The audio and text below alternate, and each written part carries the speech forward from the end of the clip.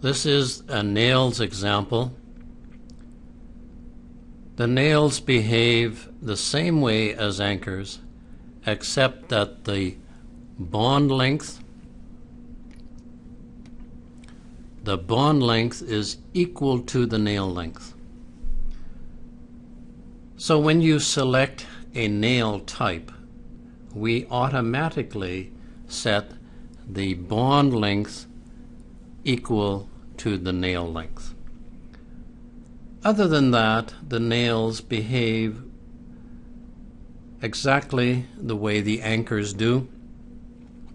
The same options are available as for anchors, but to distinguish between anchors and nails, we by default make the bond length equal to the nail length. So in our example here then, we have nail spacing of 2 meters. The direction is 10 horizontal to 2 vertical.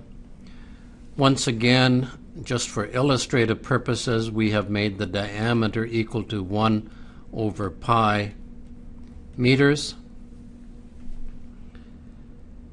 And once again, the bond skin friction is 100 kilonewtons per meter squared, or 100 kilopascals.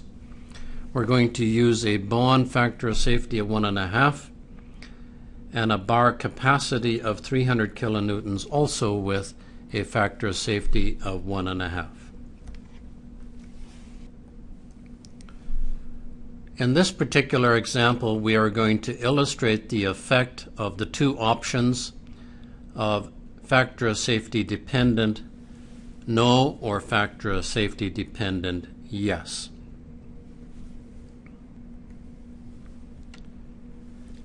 Going to GeoStudio then, and opening up the nails example. I believe it is SLP 24. And if you are in the start page, you will see that there are 3 different analyses. In the first analysis, we're going to say factor of safety dependent no. Then we're going to switch to factor of safety dependent yes and see what effect that has. And then once again, activate the option of evenly distributing the load among many slices. Here then is the example. We have 4 layers of nails. As noted a little while ago, the nails are spaced at 2 meters into the page. And once again, in define view, we say draw reinforcement loads, and we click on one of these nails. We see now that we have selected the type as nails. Once again, we are starting with concentrated in one slice.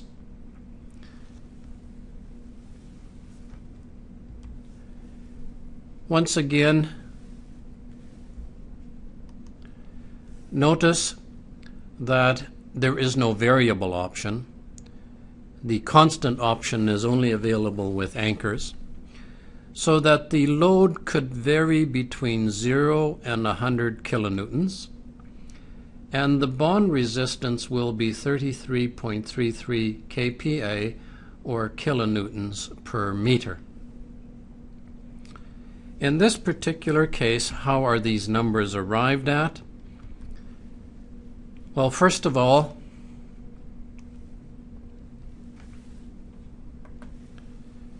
we have the bar capacity is 300 kilonewtons divided by the spacing of 2 meters makes 150 kilonewtons per meter into the paper, divided by a factor of safety of 1.5. 150 divided by 1.5 gives us 100 kilonewtons. So therefore, the maximum we can get out any one of the nails before the nail breaks is 100 kilonewtons. Now, as a result, the applied load, depending on the position of the slip surface, can vary anywhere between 0 and 100 kilonewtons. The maximum we can get out of the nail is 100 kilonewtons. The bond resistance is 100 kPa divided by a spacing of 2 makes 50 divided by F of S equals 50 divided by 1.5 is equal to 33.33 kPa, or kilonewtons per meter of bond, since our diameter is once again the default 1 over pi.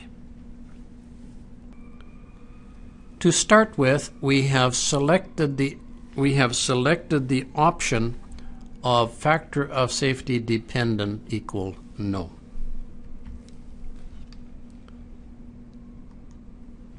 Let us then go to the results view and notice that the factor of safety is 1.326. And notice now that the nails are shaded differently, and there's a reason for that. We say View, Object Information, and we click on the top nail.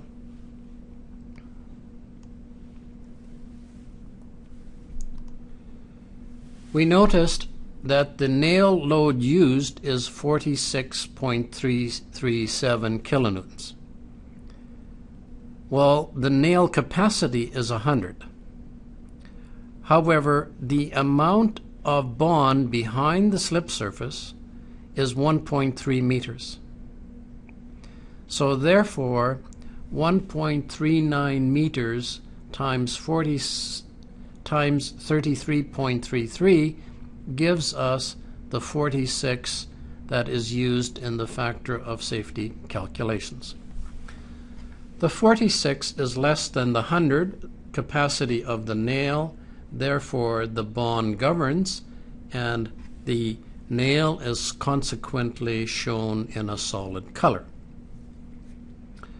The same goes for the second nail, but if we go View, Object Information, and we look at the lower two nails,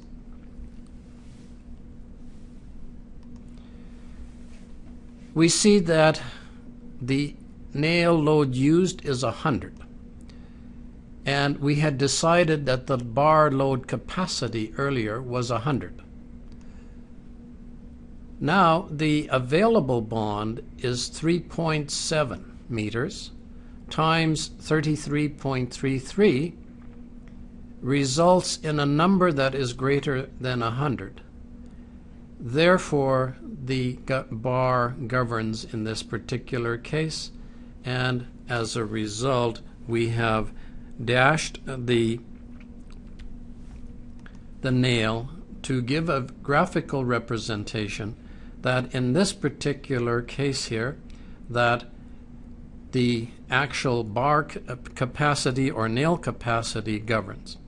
Notice the length of the red box.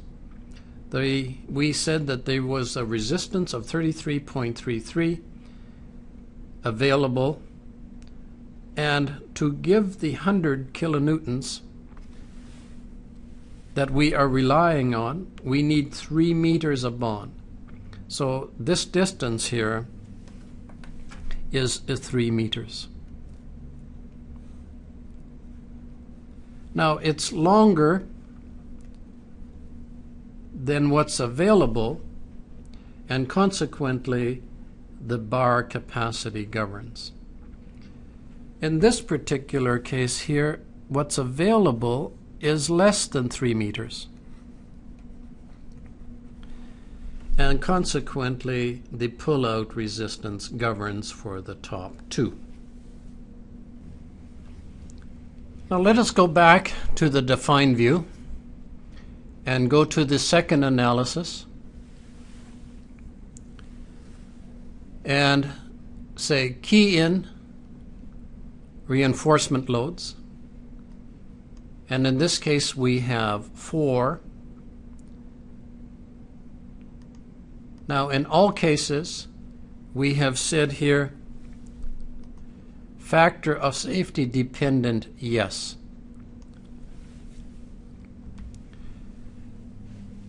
We could select the top one, hold down the shift key and click on the bottom one, and we could change this to no, and we could change all anchors at the same time. Repeating key in reinforcement loads. If you click on any one of these now, you see that they are all set to no. So in this particular case we want to set them all to yes, and we can change all 4 of them at the same time with this procedure. So everything else is the same now, but notice that there's one big difference here, in that we have now set the factor of safety to 1 and 1. However, notice that the applied load is now anywhere between 0 and 150 divided by the computed factor of safety. The same thing with the bond. It's 50 divided by the factor of safety. So how did the 150 come about? It's 300 divided by the spacing gives us 150. It's 150 divided by the slope W computed factor of safety. The bond resistance is 100 divided by 2 gives us 100 divided by 2 gives us 50 divided by the slope W computed factor of safety.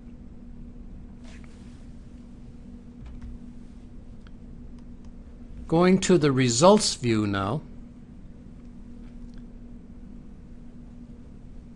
we say view object information, and if we click on the second anchor from the top, before we look at the details here, note that the factor of safety is 1.38.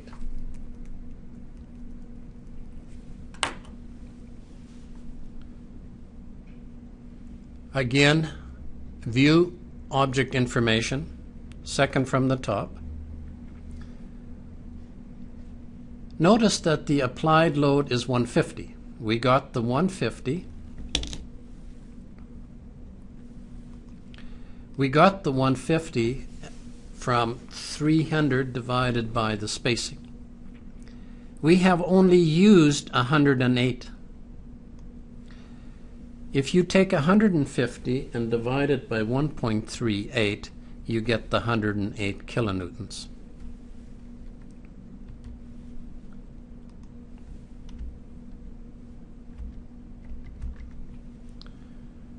It's 150 divided by the computed factor of safety of 1.383 is equal to the 108.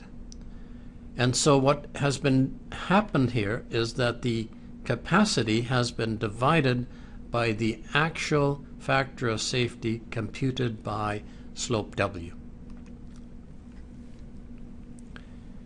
Going back to view object information, the second anchor,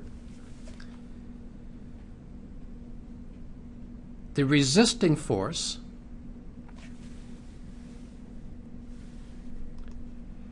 you remember that we had 50 kilonewtons per meter. We've only used 36.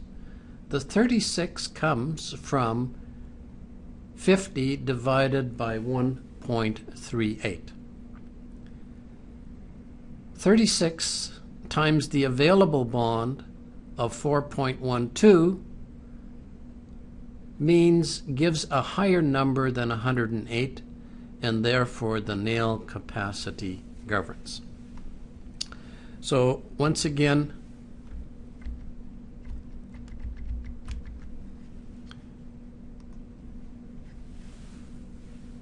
$50 divided by 1.38 gives us 36.23, which is this number here.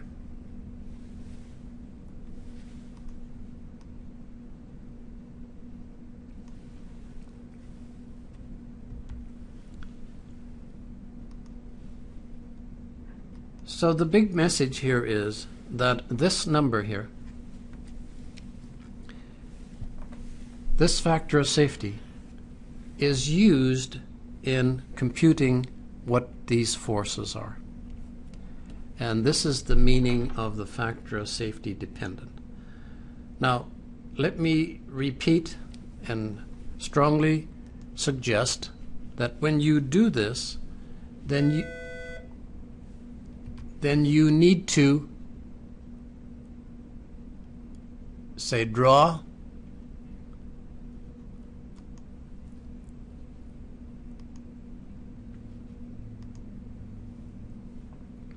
I want to be in the define view, sorry about that. Draw reinforcement load, clicking on any one of these nails. Please note that we should set the local or partial factors of safety equal to 1. If we do not set these factors of safety to 1, then we will double up with this specified factor of safety together with the slope W computed factor of safety. So when you use the factor of safety dependent yes, the partial factor of safety should be set to 1. Once again, let's go back to the define view, switch over to the third analysis, key in reinforcement loads. If you click on any one of these reinforcements here now, notice that we have set the distribution to even along the reinforcement as opposed to concentrating it in one slice. We had already talked about this in the anchor example, so I won't spend any more details on it here, except to note that you do get a slightly different answer, but once again it is very, very similar. But you will see that you get much nicer stress distributions on the normal and on the interslice forces. One last thing that I again want to draw your attention to, that if we turn on our safety map, you see again in this particular case a very, very wide red band. If we say draw slip surfaces, I meant to say draw safety map. In this particular case, we have a relatively narrow band of 1.37 up to 1.42. So again, when we have reinforcement, there are many, many trial slip surfaces that have similar factors of safety. And there is no one particular slip surface that is necessarily critical. This means two things. There is either a very wide band, a shear zone band, or it means that there are several modes of failure that have similar factors of safety.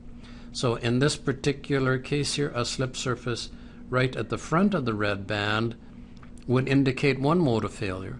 A slip surface near the back of the red band would indicate another mode of failure, but with a similar factor of safety.